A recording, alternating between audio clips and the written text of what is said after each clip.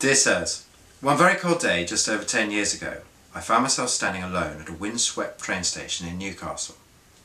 My being there was thanks to a letter from a complete stranger. I did not know it at the time, but this letter and the short walk I was about to take would soon change my life forever. My name is Bennett, and I am the founder of a language translation bureau called Quarto Translations in Henley-on-Thames.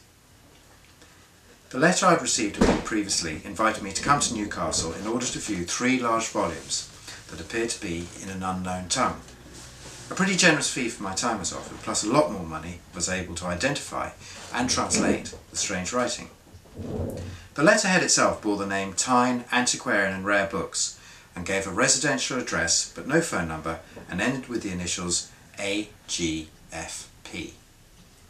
The lack of a proper name at the end of the letter and the general air of mystery about the whole business meant that when I arrived at the right street, I was very much looking forward to my interview with AGFP and for seeing the volumes themselves. After a few wrong turns, I finally tracked the address down to a nondescript house in a nondescript street.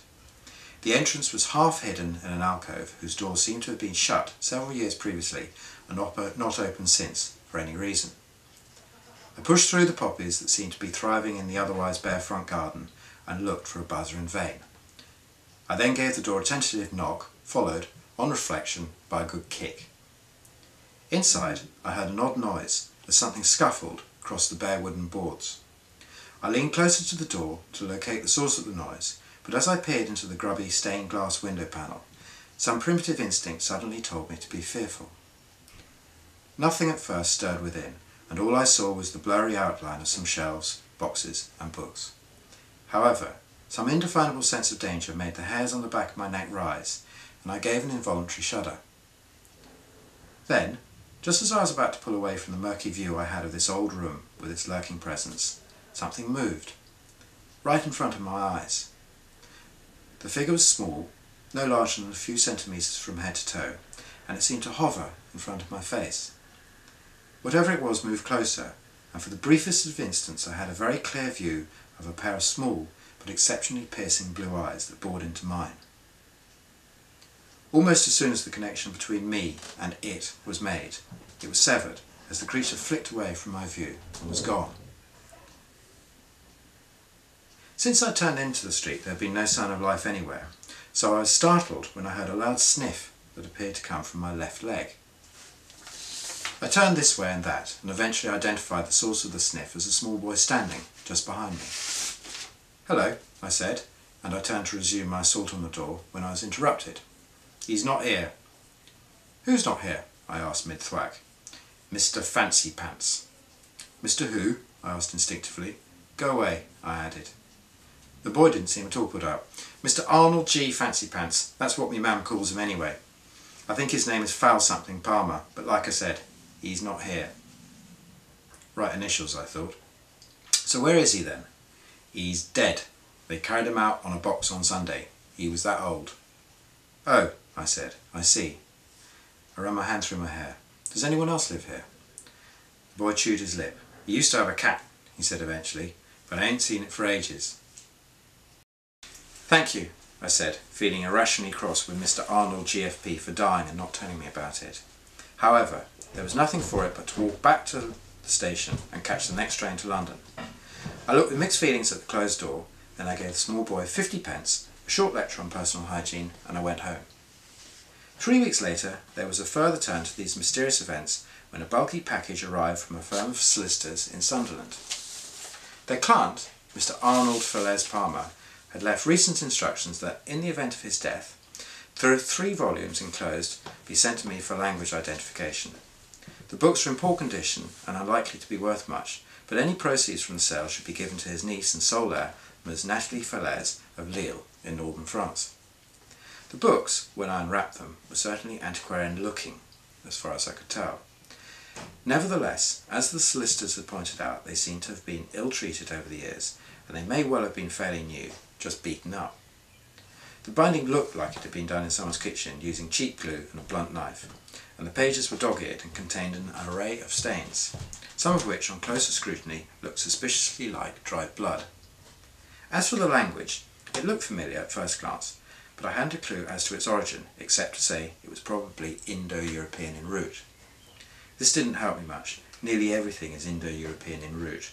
However, nothing I looked up and none of the translators I asked could make out any meaning in the sentences, even if some of the words looked strangely familiar. I eventually concluded that it was most probably written in some sort of private code. So, I sat down to write Miss Natalie Falaise a letter explaining the background to her books, her uncle's stipulation in his will, and my opinion as to the origin, and most probably limited value of the books.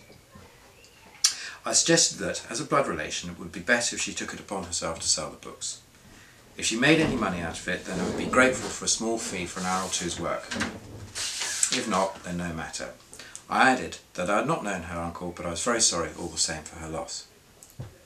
A few weeks later, I received a short reply from Ms. Falaise in perfect English. She started by thanking me for my letter and suggested we meet at the Eurostar exit in Waterloo. As to the value of the books, she begged to differ with me. Her uncle, whom she'd only met a few times in as many years, had spoken of them on a number of occasions and had strongly hinted that their value was greater than anything he had acquired in his long career as a rare book dealer. This time, at least, there was a phone number in the letter, and I rang to confirm with her. That job done, I went to put the books back in the packaging, and I was just reflecting on what a sweet, vivacious girl she sounded on the phone when a sheet of paper fell out. I instantly recognised the writing as that of my late correspondent, Mr. Arnold Fancypants. On it, he had simply written GK/LTN/Aron. Given the context, I presume the first two were his shorthand for Greek and Latin, and whilst I wasn't sure what a ROM actually was, I was pretty confident that it was simply his abbreviation for another language. Looking it up in Dalby's Dictionary of Languages, the 1990 edition, I confirmed that it was probably a Romanian, a dialect of Northern Greek, spoken in the country and a root and relative neighbour of modern Transylvanian. I met Natalie at the station. She was blonde, very pretty and unreasonably cheerful considering she'd been stuck on a train for nearly 4 hours, and before long we were getting on famously. In a nearby pub by the river I fished out the books and showed them to her, and I also handed over her Uncle Arnold's short written note. She tucked her hair back behind her ear and stared at the paper for a few moments, then she thumbed the volumes.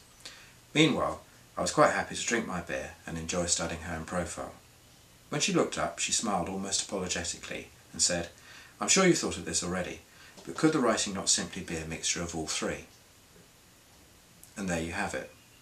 I knew immediately that firstly she was almost certainly right, and secondly, if I wasn't already, I would very soon fall in love with Miss Natalie Falaise of Lille, northern France.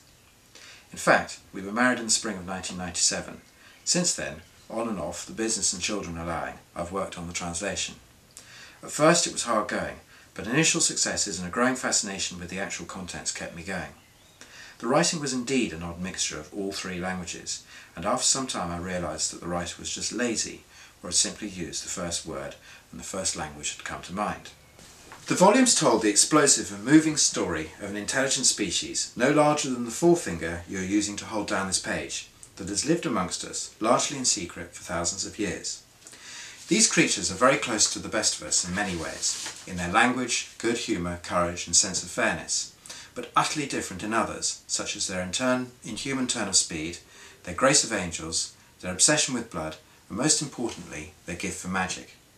They go by many names, Nosferatu, Vilcaricus, Strigoi.